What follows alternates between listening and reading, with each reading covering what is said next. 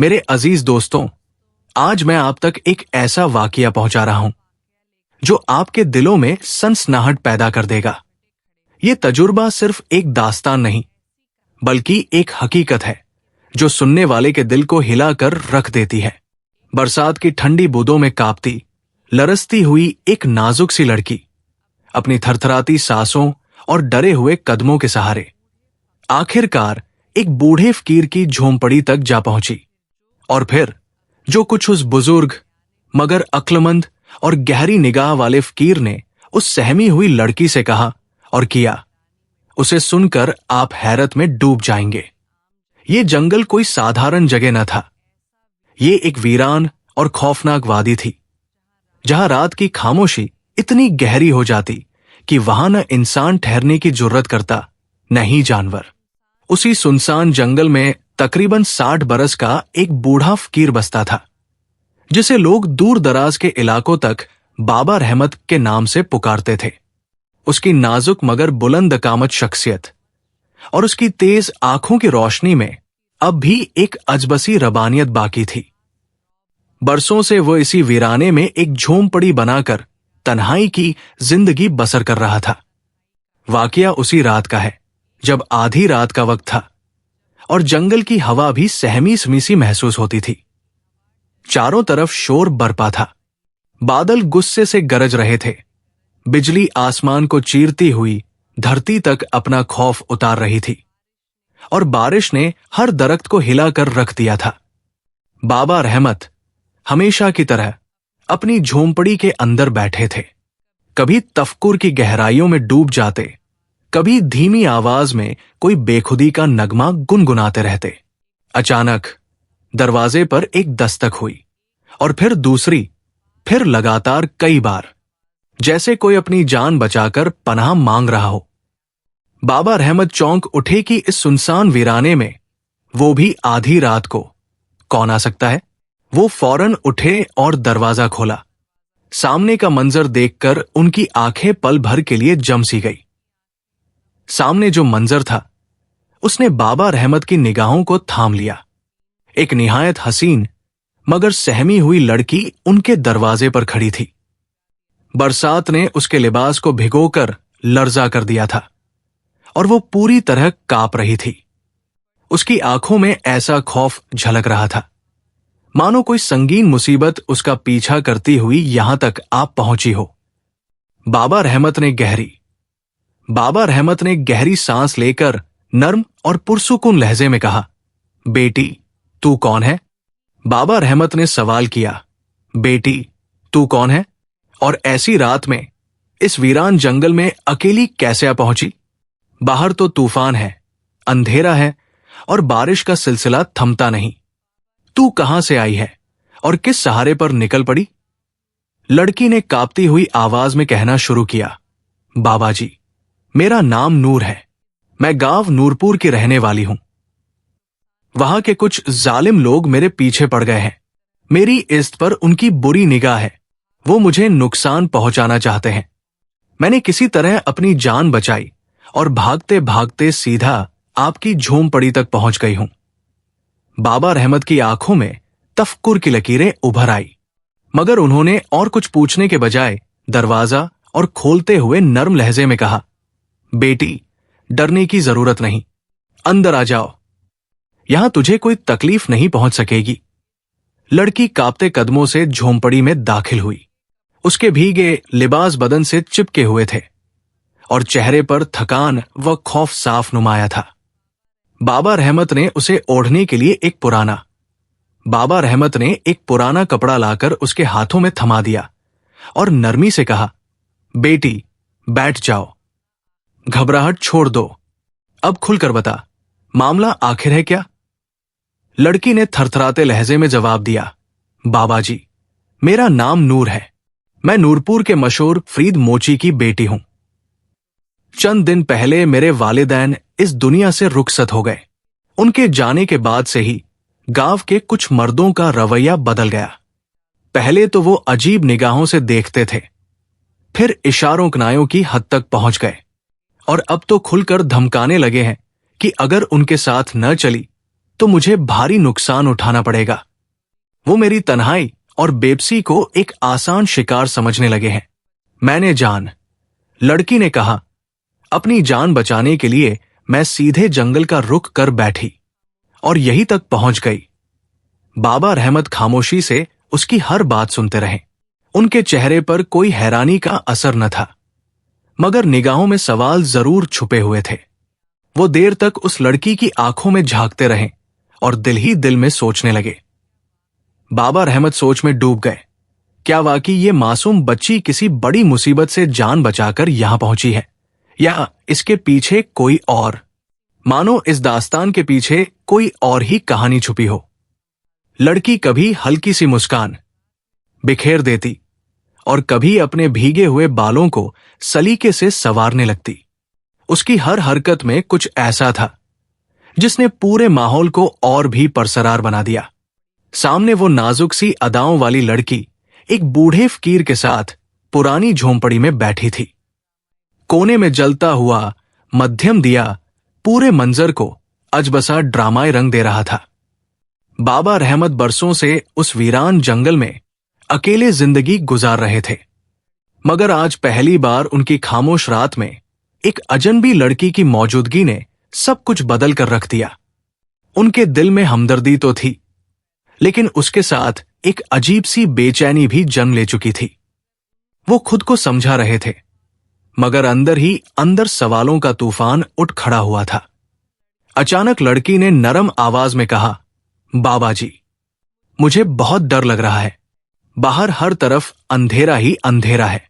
क्या मैं ये रात आपकी झोंपड़ी में गुजार सकती हूं? सुबह होते ही चली जाऊंगी। क्या आप मुझे थोड़ी सी पनाह देंगे? ये सुनकर बाबा रहमत के दिल में जैसे कोई नया जज्बा जाग उठा। बाबा रहमत की आंखों में एक अजब सी रोशनी चमक उठी और चेहरे पर हल्की सी मुस्कान नमूदार हुई। वो नरमी से बोले, बेटी, घबराने की कोई वजह नहीं। ये रात चाहे कितनी भी तूफानी क्यों न हो, ये झोंपड़ी तेरे लिए पनाहगाह है। तू यहां सुकून से रह सकती है। बाहर घुप अंधेरा छाया हुआ था और बारिश थमने का नाम न ले रही थी। लड़की आहिस्ता आहिस्ता उठी, कोने की तरफ चली गई और वहीं लेट गई। धीमी आवाज में नूर ने कहा, बाबा रहमत, मेरी पलकों पर बोझ बढ़ रहा है, मुझे नींद सी आने लगी है। जैसे ही वो लेटी, बूढ़े फकीर के दिल में अचानक एक अजीब सी हलचल जाग उठी। बरसों से खामोश पड़ा उसका दिल जैसे पहली बार जाग उठा। धड़कनें बेकाबू हो गई और निगाहें नूर पर ठहर गई, जो आंखें बंद किए सुकून से लेटी थी। उस रात वो बूढ़ा फकीर महज फकीर न रहा, बल्कि एक इंसान बन गया। उसकी बरसों की तन्हाई नूर की मौजूदगी से जैसे चीखने लगी थी, मगर वो अब भी सब्र का दामन थामे हुए था। हर लम्हा उसके लिए सदियों जितना तवील महसूस हो रहा था। हर लम्हा उसे यूं महसूस हो रहा था जैसे ये रात कभी खत्म न होगी। दिल में बार बार ख्याल आता, ये सन्नाटा आखिर कैसे गुजरेगा? इस अंधेरे से जान किस तरह छूटेगी? बाबा रहमत झोंपड़ी के दूसरे कोने में जाकर लेट गए। आंखें बंद की और नींद को बुलाने की कोशिश की, मगर नींद जैसे उनसे रूठ चुकी थी। वो करवटें बदल बदल कर दिल को समझाते रहे, लेकिन धड़कनें और भी तेज हो चली। बरसों से दबे जज्बात अब बेकाबू होने लगे थे। अचानक उस गहरे सन्नाटे को नूर की धीमी सिसकियों ने तोड़ दिया। बाबा रहमत घबराकर उठ बैठे। उन्होंने देखा, नूर धीरे धीरे रो रही थी। उसकी आंखों से आंसू बह रहे थे और चेहरा किसी अंधकारमय दर्द से लिपटा हुआ था। फकीर उसके पास जा बैठा और नरम लहजे में बोला, बेटी नूर, क्या हुआ? तू आंसू क्यों बहा रही है? नूर ने सिसकियों के दरमियान कहा, बाबा रहमत, मेरे साथ जो कुछ बीत चुका है उसे जुबान पर लाना भी आसान नहीं। ये सुनकर बाबा रहमत ठिठक गए। उन्होंने हैरानी से कहा, आखिर ऐसा कौन सा राज है जो किसी से कहा भी नहीं जा सकता? अगर दिल पर बोझ है, बाबा रहमत ने नरमी से कहा, बेटी, अगर दिल पर बोझ है तो मुझे कह दे, शायद मैं कुछ समझ सकूं। नूर ने उसकी आंखों में सीधी निगाह डालते हुए धीमे लहजे में कहा, बाबा रहमत, मैं वो नहीं हूं जो आप समझ रहे हैं। मैं कोई साधारण औरत नहीं, बल्कि एक बदनाम और गिर चुकी हस्ती हूं। ये सुनकर फकीर के दिल पर जैसे बिजली गिर पड़ी। उसने सांस रोके सुना जब नूर ने आगे कहा, मैं आम लड़की नहीं, मैं एक भटकती हुई आत्मा हूं। बाबा रहमत के कदम जैसे जमीन में धंस गए। उनके होंठ सूख गए और कांपती आवाज में बोले, क्या क्या वाकई तू आत्मा है? ये मानना मेरे लिए आसान नहीं। नूर ने आहिस्ता से कहा, हां बाबा रहमत। नूर ने आहिस्ता आहिस्ता कहा, मुझे मालूम था कि आपको यकीन नहीं आएगा, इसलिए मैं अपनी पिछली जिंदगी की दास्तान सुनाती हूं। ये कहकर वो बोलने लगी, ये बहुत पुरानी बात है। हमारे गांव विष्णुपुर के तालाब के किनारे एक बरगद का पुराना दरख्त खड़ा था। नूर ने कहना शुरू किया, हम लड़कियां अक्सर उस तालाब के किनारे घड़े भरने और नहाने के लिए जाया करती थी। एक दिन ऐसा हुआ कि सब लौट गई, मगर मैं वहीं ठहर गई। उसी वक्त मैंने उस बरगद के दरख्त पर एक अजीबोगरीब मगर बेहद हसीन जवान को देखा। उसकी निगाहें साफ कह रही थी कि वो मुझे पाना चाहता है, यानी मुझसे निकाह करना चाहता था। मुझे अपने बुजुर्गों से सुनी हुई बातें याद आई कि उस दरख्त पर एक साया रहता है। उसी पल मैं समझ गई कि यही वही साया है। उस दिन के बाद उसका तस्करा मेरे लिए नापसंद और खौफनाक हो गया, मगर वो अपनी कोशिश से बाज ना आया। जब उसने देखा कि मैं किसी हाल में भी राजी नहीं हो रही, तो उसने मुझ पर जादू कर दिया। उस जादू के असर से मैं उसके कब्जे में चली गई।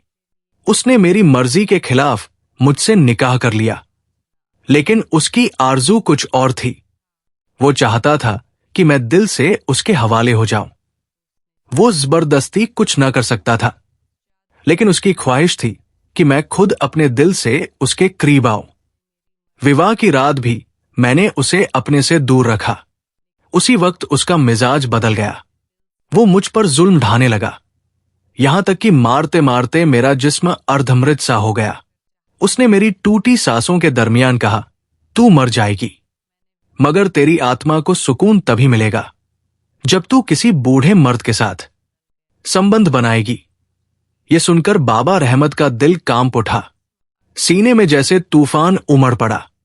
एक ख्याल बिजली की तरह कौंधा, क्या नूर उसी शर्त को पूरा करने के लिए उसके पास आई है? और ये अंदेशा धीरे धीरे हकीकत का रूप लेने लगा।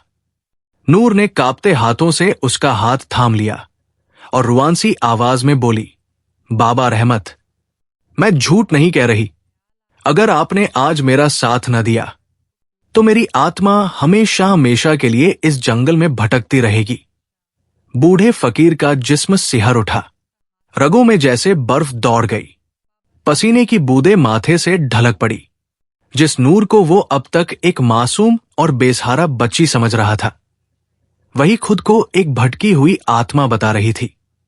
वो धीरे धीरे बोल रही थी, मगर उसकी आंखों में एक अजीब चमक थी। बाबा रहमत सहमासमा उसकी ओर देखता रहा। दिल में डर और दया दोनों एक साथ जाग उठे। नूर की सूरत अब भी किसी अप्सरा से कम न थी। भीगी जुल्फे, कांपते होंठ और उस पर दर्द से भरी आंखें। उसने नरमी से फकीर की तरफ झुकते हुए कहा, बाबा रहमत, बस एक रात की बात है। अगर आप मेरा साथ दे दोगे तो मेरी रूह आजाद हो जाएगी और तुम्हारी रात भी खुशनुमा बन जाएगी। फकीर का दिल अचानक तेजी से धड़कने लगा। बदन पसीने में तरबतर हो गया, मगर उससे पहले कि वो कुछ कह पाता, नूर उसके करीब आ गई। उसकी सांसों की नरमी जैसे फकीर की रगों पे में घुलती चली गई। अचानक झोंपड़ी के बाहर एक खौफनाक आवाज गूंजी। बाबा रहमत घबराकर बाहर निकला तो देखा, एक ऊंचे दरख्त पर एक हैबतनाक जिन बैठा है। नजर उस पर पड़ी ही थी कि वो जिन इंसानी शक्ल में उसकी तरफ बढ़ने लगा।